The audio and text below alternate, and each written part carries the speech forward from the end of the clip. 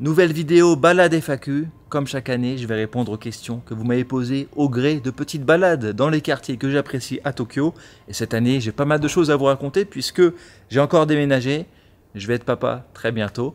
Et mon livre 72 saisons du Japon est disponible dès maintenant sur Kickstarter. Le lien est dans la description. Voilà, c'est parti pour cette balade FAQ 2021.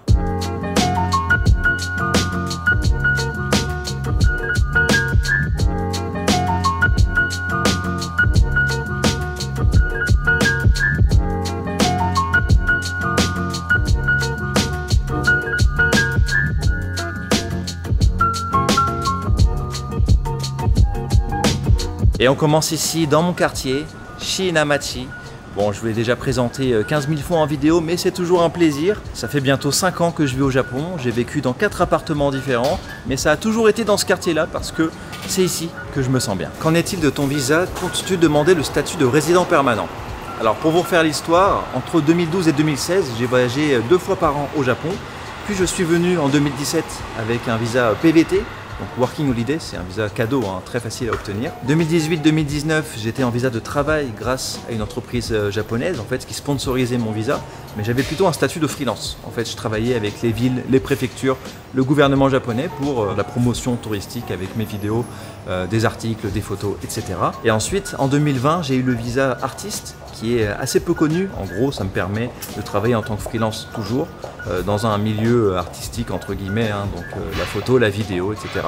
Donc en fait, je fais toujours un peu la même chose, mais cette fois, mon statut est celui d'artiste. Donc à chaque fois, c'était des visas de 1 an qu'il fallait renouveler, mais cette fois, j'ai redemandé justement mon visa d'artiste et j'ai eu 3 ans. À l'issue de ce visa, ça me fera 7 ans de vie au Japon. Je pourrais effectivement penser au statut de résident permanent qui, comme son nom l'indique, permet de rester au Japon sans avoir besoin de visa. Pourquoi fais-tu moins de vidéos en ce moment? Alors c'est vrai que cette année, il y a eu moins de vidéos que d'habitude puisque c'est la 6e de 2021. Forcément, plusieurs explications, mais la principale, c'est bien sûr le Covid, puisque depuis ma dernière vidéo, en fait, depuis quelques mois, il y a eu une explosion des cas à Tokyo, clairement, qu'il n'y avait pas avant. On était assez épargnés, mais là, vraiment, c'est énormément de cas, état d'urgence de partout. Donc forcément, c'est pas la bonne période pour voyager. Il n'y a pas de Matsuri non plus, c'est difficile de rencontrer les gens, on porte tous un masque, etc. Donc voilà, j'ai pas envie de me forcer à faire des vidéos de voyage. J'ai pas non plus envie de faire des vidéos un peu pour combler à Tokyo en faisant des trucs qui m'intéressent pas spécialement. Donc je préfère ne pas me forcer et travailler sur autre chose en attendant, comme par exemple gagner ma vie. C'est important puisque le travail avec les villes et préfectures, c'est plus possible. Les visites guidées que je faisais, pareil, 0. Donc voilà, forcément, il faut que je fasse d'autres choses. Maintenant, je travaille en tant que rédacteur et photographe pour différents clients, comme par exemple l'Office de tourisme du Japon. Je travaille aussi avec le ministère de l'Agriculture du Japon pour promouvoir la cuisine japonaise et le ministère de la Culture pour promouvoir les arts japonais. En vrai, j'ai beaucoup de chance parce que j'arrive à m'en sortir en faisant pas mal de choses différentes. Et puis, en plus de tout ça, je me suis lancé cette année dans 2 gros projets. La chaîne Twitch avec l'émission Nomikai qu'on a faite durant 1 an. Et puis, bien sûr, le projet de livre. Pourrais-tu nous en dire davantage sur ton livre, s'il te plaît? Il y a 1 an, dans ma dernière vidéo balade FAQ, j'avais annoncé que je commençais l'écriture d'un livre. J'ai mis beaucoup de temps avant d'écrire les premiers mots parce que j'avais besoin de vraiment beaucoup réfléchir, penser à la structure et au contenu que je voulais mettre dedans. Le thème du livre est quelque chose qui me tient à cœur et qui me passionne parce que c'est ce qui m'a le plus changé depuis que je vis ici.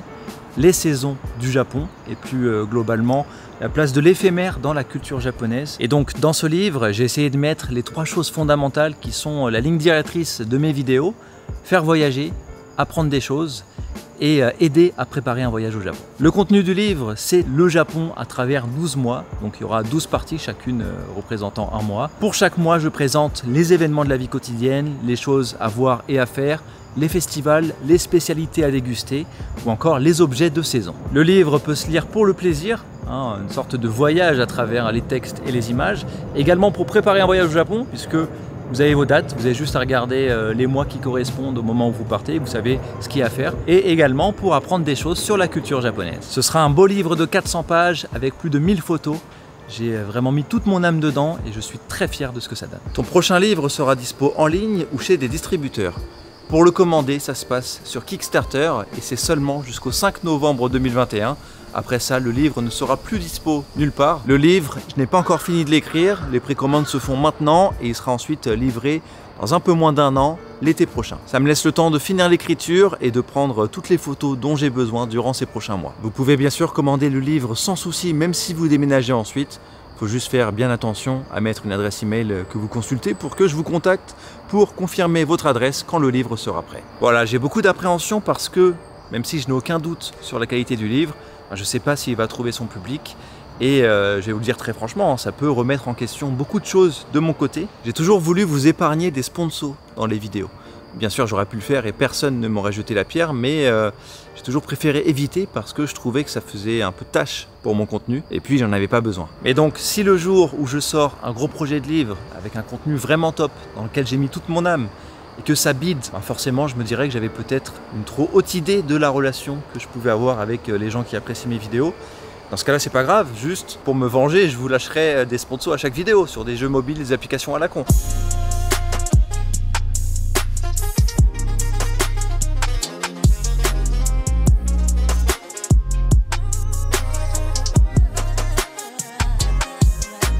En vrai, pour une fois, je me permets de vous demander de cliquer sur le lien dans la description pour en savoir plus sur le livre.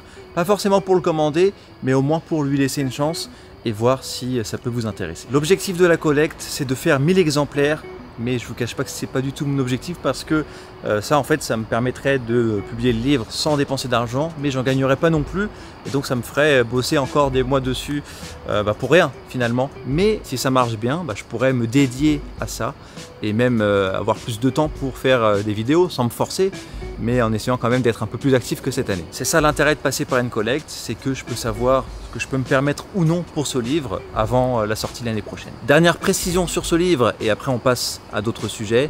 La collecte est affichée en yens parce que je suis obligé de faire ça vu que je suis au Japon, mais ne vous inquiétez pas, ça ne change rien pour vous. Pas de taxe ou autre, ce sera le prix affiché en euros à quelques centimes près. Voilà, désolé, c'était long toutes ces explications sur le livre, mais c'était important.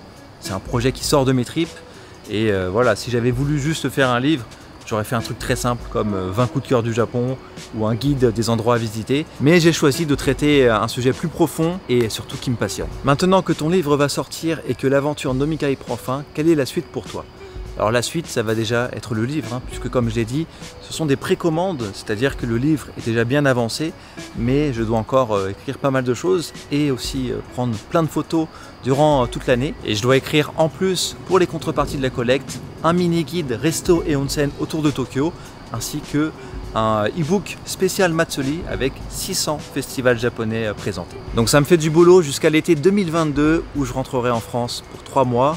Pour m'occuper des envois et passer du temps avec ma famille puisque je ne l'ai pas vu depuis 2 ans. Pour Nomikai, c'était un super projet qu'on a mené sur 1 an. Chaque dimanche sur Twitch, une émission complète sur le Japon, dans la plus bonne des franquettes. Une belle aventure qui s'est terminée début septembre après 1 an. C'était l'objectif qu'on s'était donné. Maintenant, je vais continuer sur la chaîne avec des live balades à la maison et sûrement de nouveaux concepts sympas qui rappelleront un petit peu Nomikai. À quand une autre vidéo avec Nobu le bro, malheureusement ça fait très longtemps que je ne l'ai pas vu parce qu'il est parti vivre aux États-Unis. Il devrait normalement venir me voir quand je rentrerai en France pour 3 mois l'été prochain.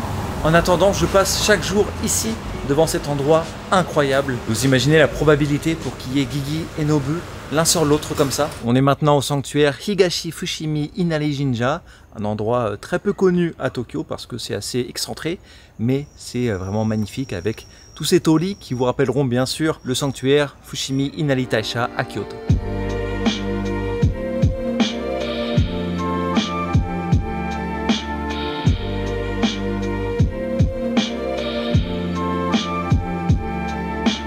Pour un futur voyage au Japon à la réouverture des frontières, est-il possible de te contacter pour une éventuelle visite guidée? Alors, bien sûr, avec grand plaisir. Dès que les frontières rouvriront, je referai ça parce que c'était quelque chose que j'adorais faire. Vraiment, ça me manque beaucoup. Mais bien sûr, il y a une question que ça amène, c'est je sais que tu ne travailles pas à l'ambassade, mais selon ton ressenti, quand les frontières rouvriront, difficile à dire malheureusement. Je pense que 2021, on peut oublier, ça c'est sûr. J'espère me tromper, mais moi je pense que ce sera plutôt à l'automne 2022. Je ne vois pas le Japon rouvrir avant pour les touristes, mais bien sûr, j'espère me tromper. Pourrait-on espérer un type de vidéo différente de ce que tu as fait jusqu'à présent?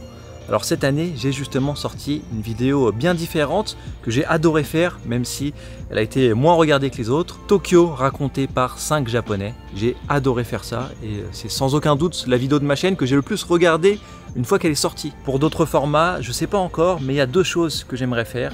Une vidéo sur les estampes japonaises et une série de vidéos sur chaque mois au Japon, donc 12 vidéos dans l'année, chacune présentant le mois en question. C'est quelque chose qui serait pleinement complémentaire à mon livre, mais comme il n'y a aucun festival en ce moment, je pense que c'est mieux d'attendre que ce monde aille un petit peu mieux. Est-ce que tu comptes faire d'autres vidéos une journée dans, comme ton excellente vidéo sur les geishas?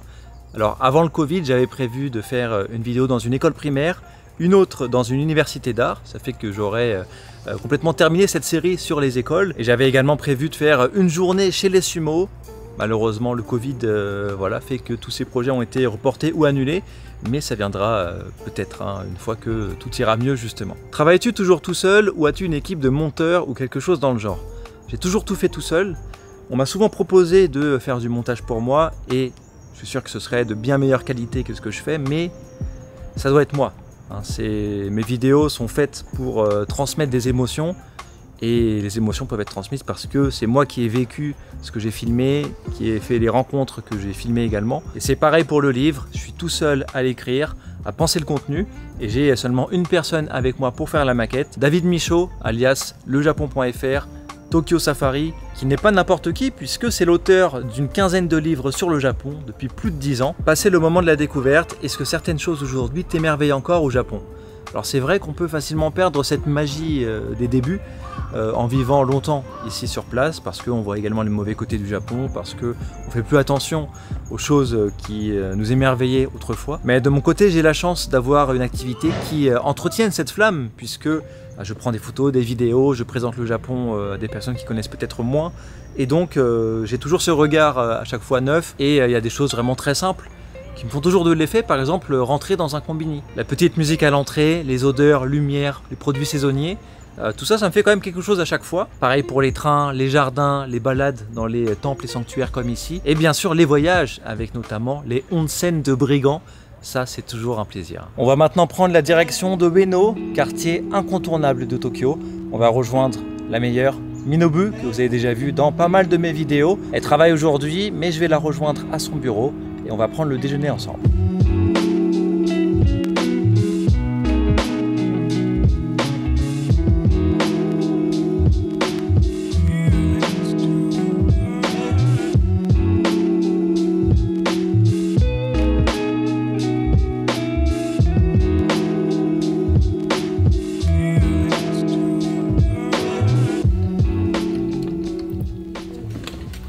Bonjour tout le monde. Je peux pas bien faire. Acteur civil, magnifique. Voilà, le petit prince, c'est mon bureau. Voilà, je travaille comme ça. Et puis, elle est ma supérieure. Elle est gentille, hein. Tu vois ça? C'est quoi ça? Voilà. Et donc là, Minobu, aujourd'hui, je t'emmène manger dans un restaurant que j'aime beaucoup. C'est le restaurant de Tonkatsu. C'est un très vieux restaurant et c'était très apprécié par les geishas avant. Les geishas de Tokyo venaient ici. Ah, ils sont venus ici. Voilà. Et en fait, c'est ici qu'a été inventé le katsu sando. Ah, tu vois, Tonkatsu. c'est des sandwichs. Voilà. Non? Et c'était inventé pour les geishas. Tu sais, au Japon, les katsu sando, ils sont vraiment tout petits. C'est comme ça. Tu sais, c'est vraiment petit, tu manges facilement. Ah, oui, oui. Et ben en fait, ils ont fait ça pour les geishas pour qu'elles puissent manger sans se salir, c'est très facilement et rapidement. D'accord. Donc ça, c'est les premiers sandwichs Katsu Sando du Japon. Avec Amine le japonais, on a fait une vidéo sur les sandwichs japonais. C'est très sympa parce que tu sais, il y a plein de particularités. Par exemple, oui, on fait les sandwichs aux fruits. Ah avec des oui, fraises. c'est un peu la mode maintenant. Pourquoi est-ce que tu parles de manière incroyable le français comme ça? Ah, c'est gentil. Comment ça se fait? C'est la passion. Après que je suis sortie de l'université, j'ai commencé à travailler comme hôtesse solaire chez JAL. On a 18 ans et c'est intéressant, mais c'est un peu fatigant, tu vois. On a toujours le décalage horaire. Quand je travaillais comme hôtesse solaire, je suis tombée amoureuse de la France. J'ai vu le film français, j'ai adoré. Ah, bon, je pense que les Français vivaient vraiment comme librement. C'est la liberté, quoi. Et puis, c'est quoi les films que t'aimes bien français? mais il y en a trop, hein. Il y en a trop. T'aimes bien les trucs un peu drôles, non? L'humour. Toi, c'est le dîner de con, non? Voilà. Moi, j'adore. Et les bronzés, tu vois. Toi, t'aimes bien la vérité, si je comprends. Ah, j'adore. J'adore. Et j'aime bien aussi les bronzés au ski. Pendant que j'étais au Hôtel Solaire, je suis allée en France pour vivre 2 ans. Pour étudier. Pour étudier le français. Et alors, il y a une question. Qu'est-ce que tu regardes? Ah, les la questions. question. Question d'Instagram. Combien de Julie aime le Petit Prince? Pourquoi tu aimes le Petit Prince? Parce qu'il est beau, il sait tout faire. Il est acteur, il est modèle, Ah. il est aventurier, il aime la liberté, il aime le week-end. Il est un peu comme français aussi, tu vois. Ah, c'est vrai, hein, comme la... Il a la mentalité d'un français. C'est vrai, hein, tout à fait. C'est pour ça que j'entends bien avec le Petit Prince. Quel a été le moment déclencheur qui t'a fait passer de voyager 2 fois par an au Japon à t'y installer pour de bon? En gros, qu'est-ce qui fait que je suis venu vivre au Japon? Et bien en fait, la réponse est très simple. C'est grâce à toi. Je suis venu vivre au Japon. Parce qu'avant, je faisais des voyages, mais je ne pensais pas vivre au Japon. Et on s'est rencontrés à Paris. Je me rappelle, hein. Et c'est comme ça en fait que j'ai commencé à travailler avec l'entreprise et avec c'est la vie. Et tu étais en retard. Ça a déjà commencé à partir du premier fois. Ton travail, c'était vraiment magnifique. Les gens qui travaillaient avec toi, comme tu vois, les gens de ville, etc., ils aiment bien. Ils apprécient beaucoup ton travail, c'est vraiment magnifique. La vidéo, j'apprécie beaucoup. Quand j'ai vu ta vidéo la première fois, c'était vraiment... C'était vraiment l'émotion, c'est comme le chef d'œuvre. Tu vois, c'est comme le film que j'adore, comme le film français, j'adore. Parce qu'il y a esprit. C'est vrai, hein, c'était avec la musique, le début. Tu peux chanter la musique. Moi, je suis un peu... Non, c'est pas ça. Non, c'est comme l'univers. Oui, je vois. Avec ta tête. Musique de tendresse. Ah bon? S'il te plaît. Natayo. C'est ça. Continue. Bah, c'est juste ça. C'est ça. Comment as-tu établi une relation de confiance avec ton ou tes sponsors? Ce qui est important, c'est être honnête, la personnalité, etc. Non? C'est pareil comme la vie, hein, tu vois. Maintenant, voilà, il y a Covid, etc. Le tourisme, ça marche plus. Comment ça se passe pour toi, la vie, le travail? Oui, en fait, je travaille un tout petit peu pour le tourisme, comme avec toi, mais pas beaucoup, hein, malheureusement. Mais ma société, on a le vignoble à Hokkaido, au nord du Japon, donc je travaille un peu plus pour le vin. Il est fâché. Pourquoi il est fâché? Parce que je travaille.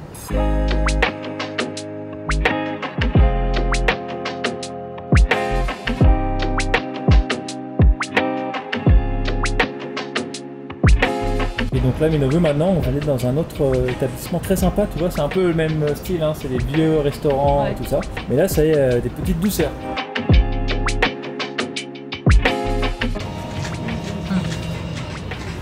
Donc ça, c'est kakigori 1300 yens. C'est bon? Tu vas voir. C'est pas le... Tu vois, c'est pas le kakigori normal. C'était vraiment le meilleur kakigori dans le monde.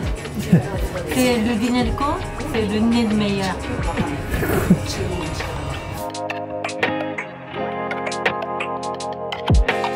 C'est quoi tes horaires de travail? Tu travailles de quelle heure à quelle heure? Et normalement, 9h30 jusqu'à 6h. Tu ne veux pas travailler. Tu connais? Oui, bah oui. Oui, non. Sur la chaîne Petit Prince. Merci. Regarde. Tricolore. C'est mon arme. Pour la France. Vive la France. Là, j'ai dit que je travaille pour le vin parce que maintenant il y a un peu moins de tourisme, tu vois. Comme ça, je travaille pour le vin de Hokkaido. Voilà mon travail. D'accord, c'est quoi alors ton travail? C'est de boire le vin, déguster? Ah, c'est génial, j'adore ça. Mais malheureusement, je travaille comme administratif. Tu vois, vous les Français, vous êtes vraiment spécialistes du vin, je sais. Mais les Japonais, on est comment on dit, les Japonais sont bien raffinés. Donc ça commence de faire un bon bain. Et alors toi, ton vin préféré en général, c'est quoi? En général, Bourgogne. Et la piquette, tu sais ce que c'est la piquette? Non, non, c'est pas ça. La piquette, c'est quand c'est vraiment nul. Le vin, c'est vraiment de la merde. On dit ça, c'est de la piquette. Ah bon, on dit Ouais. ça? Et toi, qu'est-ce que c'est ton préféré? Châteauneuf du Petit Prince. Châteauneuf du Petit Prince. J'adore moi aussi. Bon, je repars avec 3 bouteilles de vin dans les mains. Et maintenant, je vais vous emmener à la maison. Hein. On va parler nouvel appartement et également du futur papa Guigui. Et donc, comme je vous disais, j'ai déménagé. Donc, bienvenue dans mon nouvel appartement, la nouvelle tanière du loup. Après avoir vécu durant 1 an en share house lors de ma première année au Japon, puis ensuite dans un appartement de 20 mètres carrés, j'étais dans un appartement de 40 mètres carrés au 13e étage avec une vue magnifique que je vous avais présenté l'année dernière. Mais par contre, ça manquait de place parce que c'était 40 mètres carrés, mais assez mal agencé finalement. Donc, j'ai dit adieu à la vue, mais bonjour à l'espace. Abonné de longue date, j'aimerais beaucoup revoir la saison 1 d'Ichiban Japan. Je sais que tu l'as retirée car elle ne te semble pas top, mais personnellement, j'avais adoré. Je ne pense pas être le seul. Peux-tu la réupload s'il te plaît? Alors en fait, la saison 1, c'est pas moi qui l'ai retirée, mais YouTube à cause des droits pour les musiques. Donc je peux pas la remettre en ligne. Mais par contre, vous pourrez la voir prochainement, en l'été prochain. Pour les 10 ans de la chaîne Ichiban Japan, je regarderai les vidéos sur Twitch. En fait, je fais ça depuis quelques temps, des visionnages nostalgiques avec les saisons 2 et 3. Donc c'est très sympa parce que ça me permet de voir mon travail avec un autre regard, mais également de raconter des anecdotes de l'époque. Je vais aussi faire pas mal de nouveaux types de live prochainement sur Twitch, avec par exemple la tier list des préfectures japonaises. Voilà, meilleure tier list, on adore ça. Le seigneur loup-garou vampire envisage-t-il un jour de se poser pour fonder une famille? Ah ben, j'envisage clairement, puisque je vais être papa dans 4 mois. Voilà, c'est dit fin janvier, le premier louveteau de la meute qui va débarquer. Le pirate en eau trouble est devenu un marin d'eau douce. Voilà, c'est comme ça, c'est la vie. Je m'étends pas vraiment sur ce genre de choses, j'ai pas pour habitude de parler de ça. Je m'attarderai pas plus là-dessus. Si vous voulez, je vous montre juste quelques petites photos.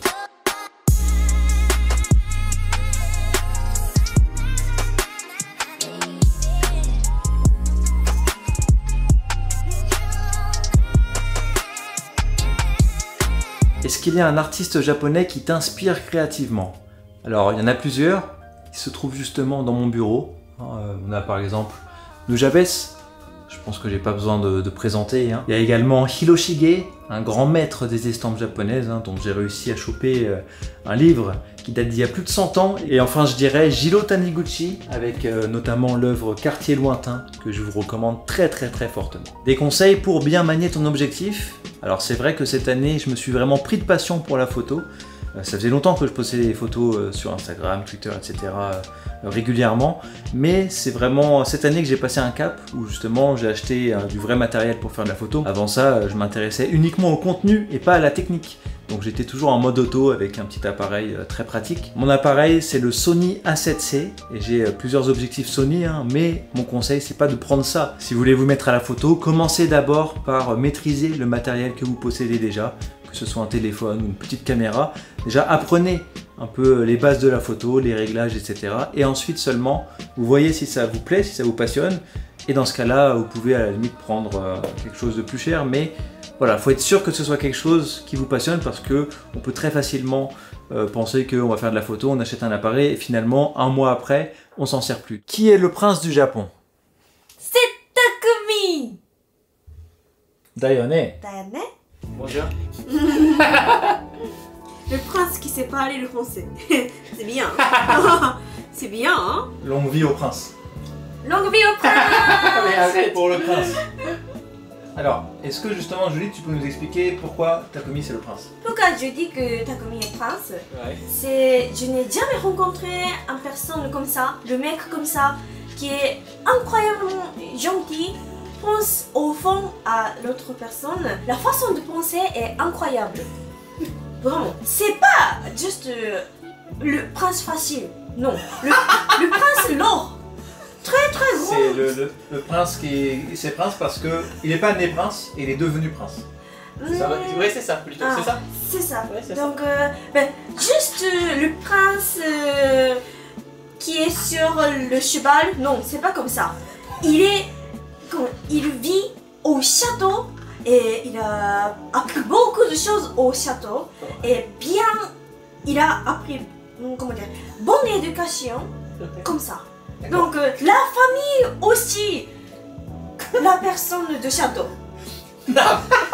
Si tu devais choisir une seule préfecture, la plus agréable à vivre au Japon, ce serait laquelle? En fait, dans mon cas, moi, je connais pas beaucoup de préfectures. Je suis née à Tokyo, j'ai grandi à Tokyo. C'est Donc, cool le rap. Ouais. Je m'appelle Julie, je me rappelle Paris, je veux vivre à Paris.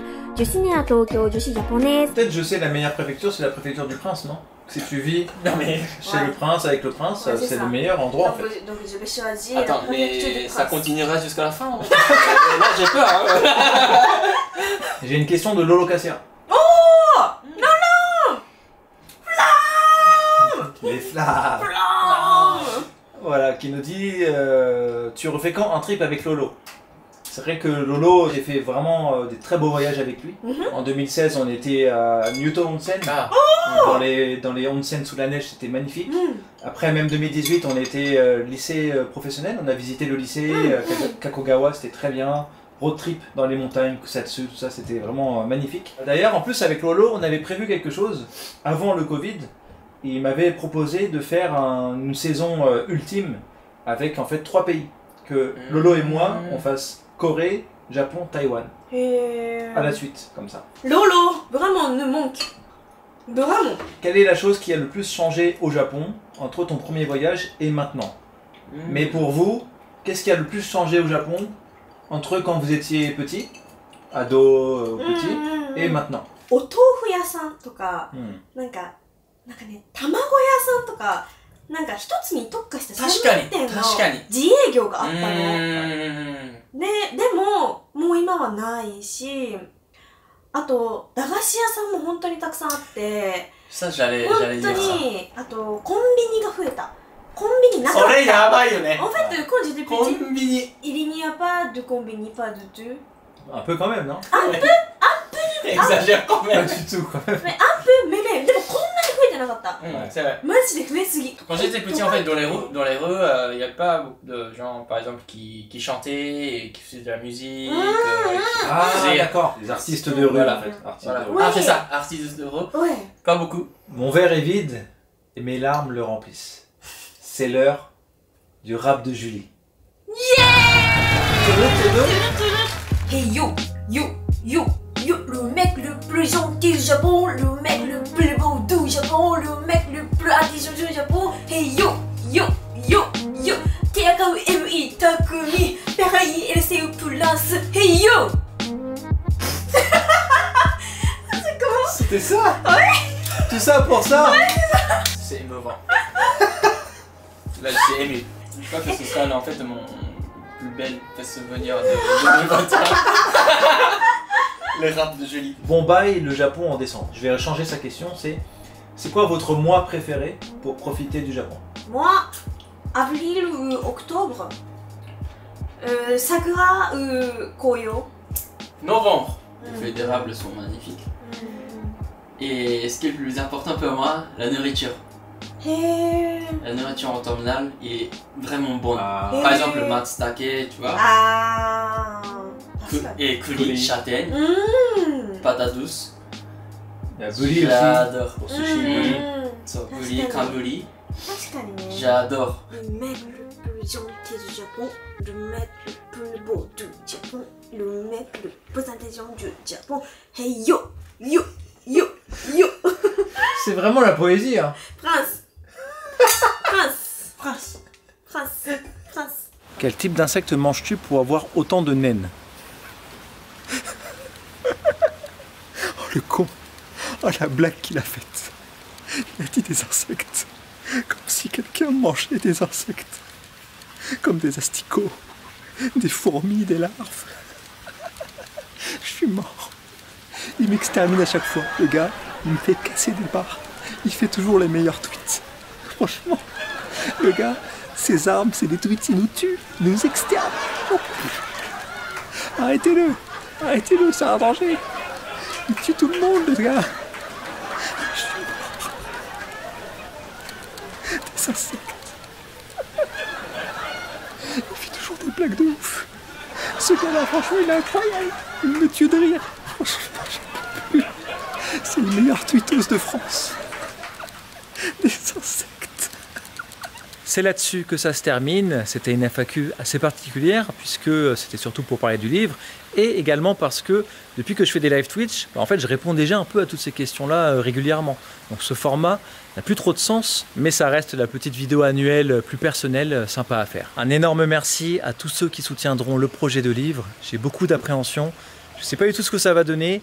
J'aimerais bien sûr que ce soit un peu la récompense de ces 10 ans à faire du travail qui respecte les gens qui regardent, qui ne cède pas aux tendances ni à l'argent facile au détriment de la qualité. On verra. Je vous dis à très vite pour la suite, en vidéo, dans votre bibliothèque ou bien sur Twitch.